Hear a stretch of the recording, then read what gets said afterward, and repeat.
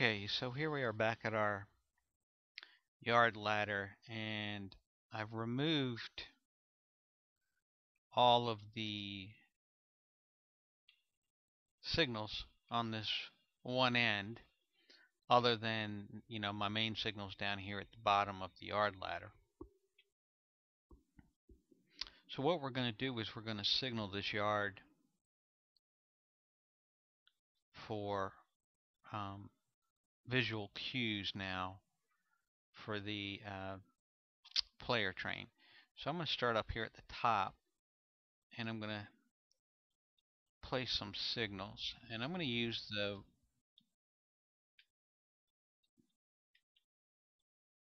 dwarf signals, the one head, one track, CXX, or I'm sorry, two head, one track.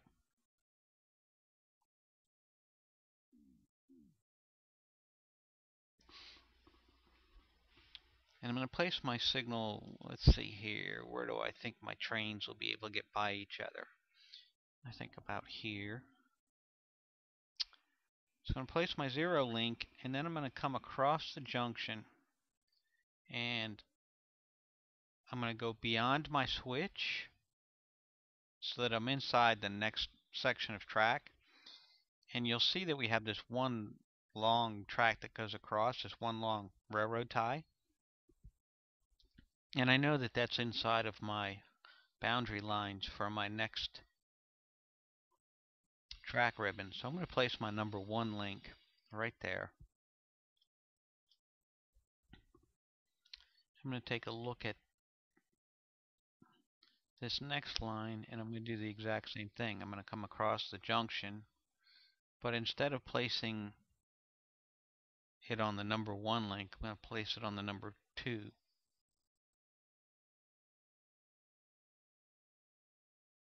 Okay? And the reason why I'm doing that is so my number 1 links for each one of these signals is kind of separate from the other. Let's go ahead and do another one here and set our signal down, come down across our link or our junction, and I'm going to go ahead and place this one on number 1 and do the same for this next one. Come across my junction, find this first long beam here, or a long tie, and place my number 1 link. Okay, so I'm going to do that for the rest of these track lines here. Okay, so here we are, and we've had our signals in place, and all we're covering with these signals is the sidings. So as you can see, I can see as I'm coming into my yard that these signals are all red, which means that these junctions are all closed for the sidings. Now if I open up a junction for the siding, we'll see that I have a green signal there. So now I would know that that junction is switched to go into that siding by looking at the green signal. So I can tell when I'm coming up the line that all of these junctions are closed until I see the green, and then I know that's the junction that I'm going to be taking. And the same when coming down the yard ladder. So right now you can see we're clear all the way up the yard ladder. Okay, so if I'm coming from this other direction, this green tells me that this first junction that I'm going to go through is set for me. And let me go ahead and switch it to the other track. Okay, so now I would know that, I have to stop here, and this junction's set against me because it's set for this track right here. So I can tell from up here by looking down the line if there's any junctions that are set against me. Okay, so I can see that green right there, so that tells me that I can't go down this yard ladder because I have a junction that's set against me. And now there's 2.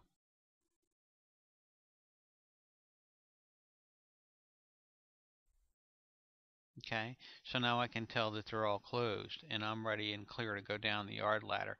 So by this simple just signaling these yard ladders from this direction, I get enough information to be able to tell what's going on and when I can go and when I can't go by using these manual switches. Okay, and of course the AI does the same thing. And as far as the AI is concerned, um, this kind of a setup is just fine. It's just like putting the zero link signals right here, but I'm actually using the one link signals and jumping the junction here so that the player gets a better visual view.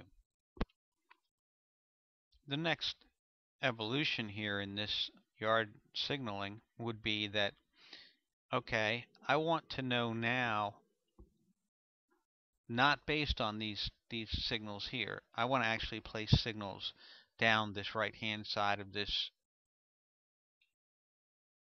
yard ladder so that I know when these junctions are set for me or when they're set against me. Okay, so we already know right here that we're clear to go up to this point. So let's say we want to add some signals down this right hand side. And what we're going to use is the same type of signal. We're going to use the CSX dwarf 2-head 1Ts.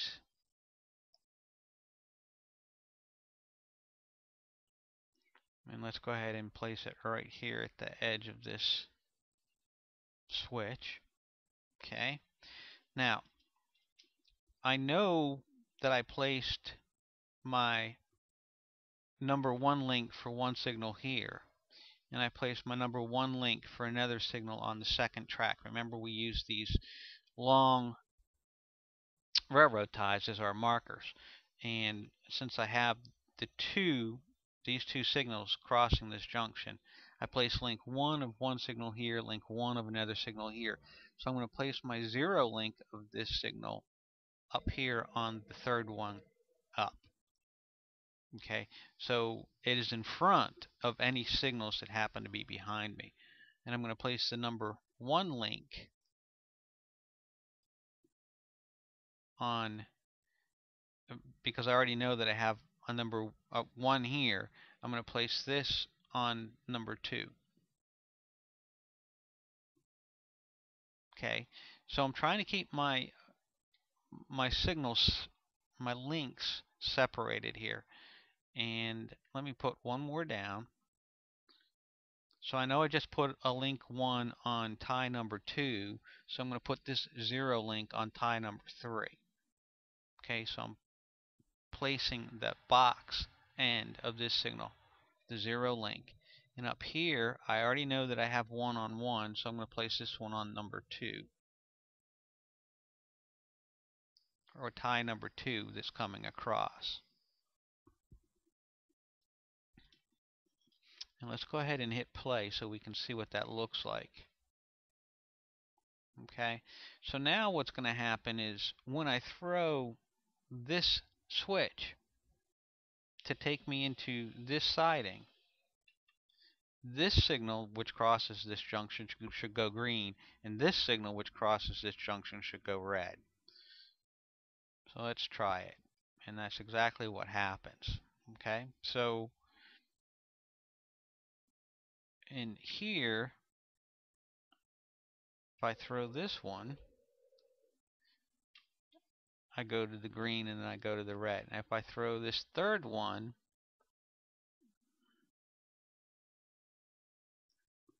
if I can get it to throw from back here, there we go.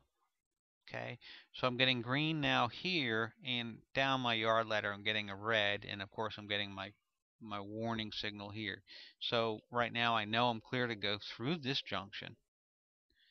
Okay, and I get to this junction and it says you're okay to go, but get ready to stop at the next one. So here I have to stop, okay, because this junction is thrown against me. And if I switch it, now we'll get the green so we know we're clear to go. Okay, so let's look at our signal placement right here, and I'm going to select, let's go to this guy right here. So I'm going to select this signal, and this signal, and we're going to look at the link placements. Okay, I got the wrong guy here. So let's say this signal, and this signal. So you can see, because of where I placed everything, I've got my number 1 links for the signals behind me, behind my 0 link. So I'm keeping track of where I'm placing my links based on, I know that this first full tie that goes all the way across is inside of this track ribbon for the next junction ahead of me. So that's where I'm going to place my number 1 links, starting on tie number 1, the first tie that goes across. Place any other number 1 links and move them forward, and then I'm going to place my last link, which is my 0 link of the signal guarding this next stretch in front of it. If you don't do that, you get your signals crossed. You start putting your links, your number 1 links end up in front of your 0 links, and your signals won't work properly. Okay, so we would just continue on doing this all the way down this line, and I'm going to do that. Okay, so I've completed placing my signals all the way down the right hand side. So you can see right now that I'm clear on this track to go through the junction, and I'm clear all the way down the line. And as I throw a switch,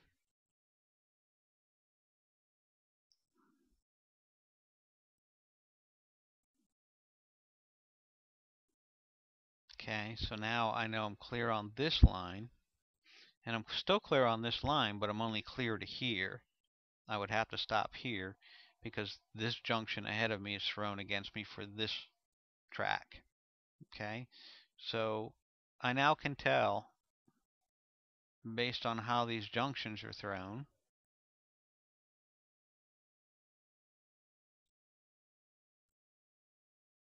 so let's pick another one. Okay, how far down the line I can go based on the information on the right. I can see the ones on the left, so I really know based on that information. But if I wanted to signal this, I could.